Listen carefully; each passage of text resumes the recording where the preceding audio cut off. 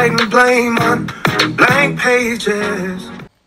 Good morning friends, welcome to ইন্ডোরেট পলাও blogs. আমি রেডি হয়ে পড়েছি, এখন যাচ্ছি অফিসে। আজকেও মার্কেট ভিজিট আছে, মার্কেট ভিজিটের পর অফিস যাব। অনেক কাজের মধ্যে দিয়ে যাচ্ছি, সত্যি বলতে গেলে খুব ব্যস্ত হয়ে পড়েছি। আর সকালবেলা ওটা আমার ব্রেকফাস্টও হয়ে গেছে। এখন পলা বসে বসে কফি খাচ্ছে, তো আমার জন্য আজকে আর কফি বানায়নি, তার কারণ আমি সকালবেলা উঠে মুসলি খেয়েছি। তো চলো ফ্রেন্ডস, বেরোনো যাক। এবার তাড়াতাড়ি করে বাস ধরতে হবে, কারণ এখান থেকে যাদবপুর থেকে বাস করে যেতে হবে অফিস। তো চলো বেরোনো যাক। ঠিক আছে।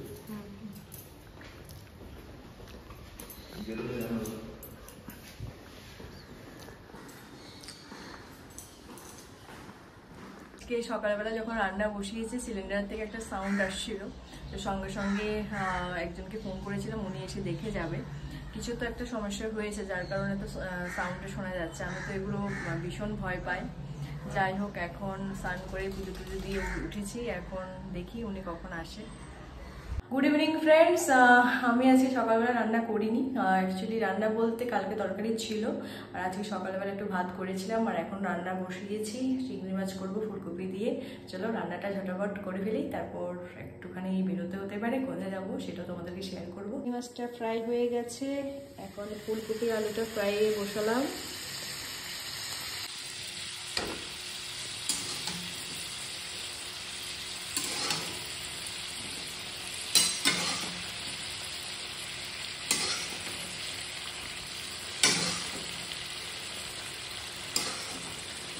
আজকে এত দেরি করে আসলে কি ব্যাপার? কোথায় দেরি? 7:30 বাজে। টিফিন খাবে না? কেন, কিছু খেয়ে এসেছো? না, একবার রাতে খাবো। আমার রাতে না খাওয়া বেশি হয়ে যায়। তাই? ও মা, ঠিক আছে। আজকে ডিনারে আছে চিংড়ি মাছ আর রাইস।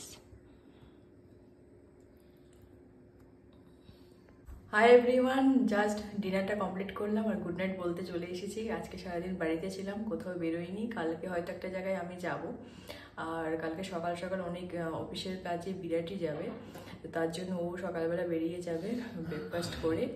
আর আজকের ব্লগটাকে এখানে এন্ড করলাম।